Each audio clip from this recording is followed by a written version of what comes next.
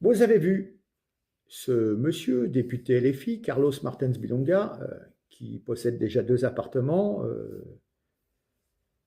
s'accaparait un logement social pour le sous-louer à sa sœur. Donc, ce n'est peut-être pas la personne qui peut donner des conseils de probité.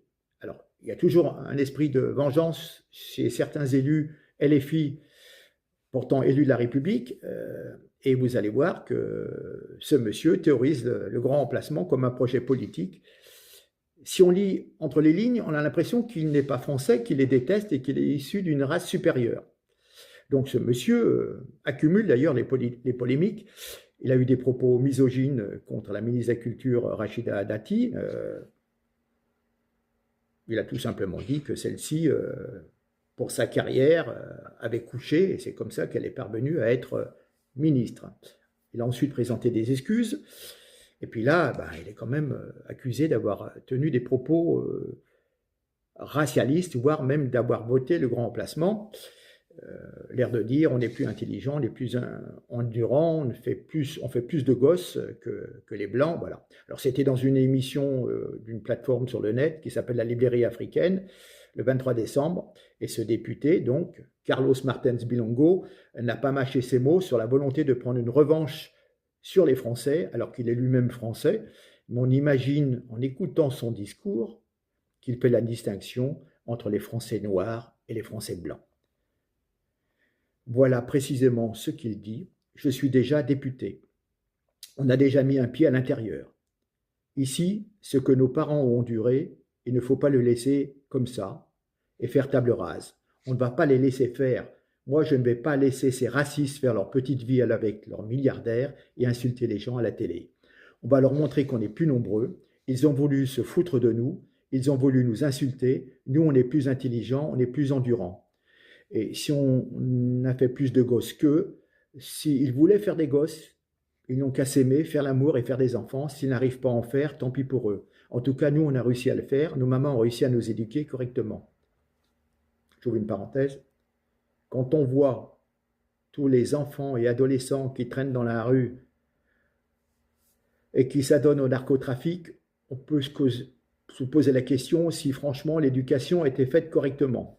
Je ferme ma parenthèse. Donc, ce monsieur nous livre un discours surprenant, agressif, que même le présentateur de l'émission semble choqué par de tels propos et lui lance « Non mais c'est un discours de remplacement, ça ».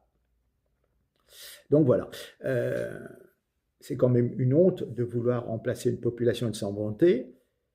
Et puis, c'est bien beau de vous accuser de racisme, enfin, ces gens, ils sont députés de la République.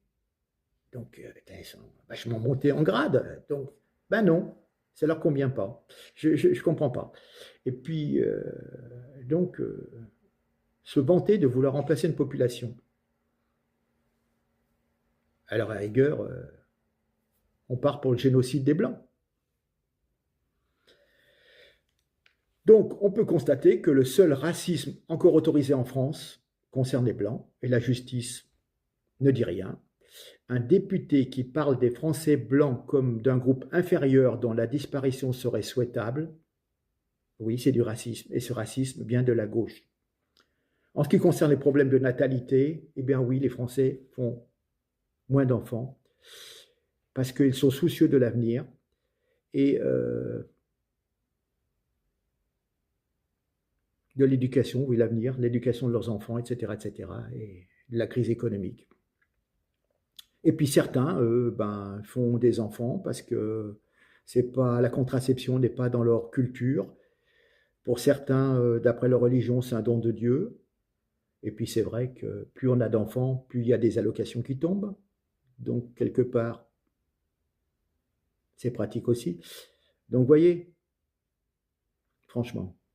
Bref, retenez les propos de ce monsieur, le grand remplacement est en cours, souvenez-vous-en pour les prochaines élections. Merci, partagez. Tu prônes davantage, en tout cas pour ce qui te concerne, et les membres de la diaspora, je précisais, l'entrisme. Et moi, je suis convaincu que la lutte contre le racisme passe par une prise du pouvoir. Ok. Quel pouvoir? Le pouvoir politique. Le pouvoir politique. Non, mais parce qu'il y a plusieurs pouvoirs. Ah, Pouvoir excuse-moi, économique. Matignon, l'Élysée. Ah, mais Pouvoir ok. politique. Pouvoir politique. C'est ce qu'ils visent. Moi, je suis pouvoir politique. Ok. Et ces gens-là, tu vas les contraindre à accepter d'avoir telle ou telle personne en face de toi. Pour répondre à mon introduction, pour toi, le pouvoir politique a le pouvoir. Oui.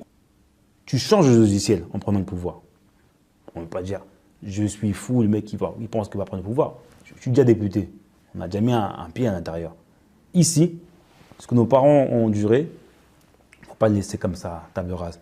Moi, je ne vais pas laisser ces racistes faire leur petite vie avec leurs milliardaires et insulter les gens à la télé. On va leur montrer qu'on est plus nombreux. Ils ont voulu se foutre de nous, ils ont voulu nous insulter. Nous, on est plus intelligents, on est plus endurants. Et si on avait plus de gosses qu'eux, comme M. Sterrin se plaint de ça, bah, tant pis pour eux. Si vous devez faire des gosses, bah, ils ont qu'à s'aimer et faire l'amour et faire des enfants. S'ils n'arrivent pas à en faire, tant pis pour eux. En tout cas, nous, on a réussi à le faire. Nos mamans ont réussi à nous éduquer correctement. Et qu'est-ce que tu penses du Et grand le pouvoir, remplacement? C'est ce que j'allais dire. Et le pouvoir, on va le C'est prendre. presque un discours de grand remplacement. Non, là. Qu'est-ce que tu penses du C'est grand l'amour. remplacement?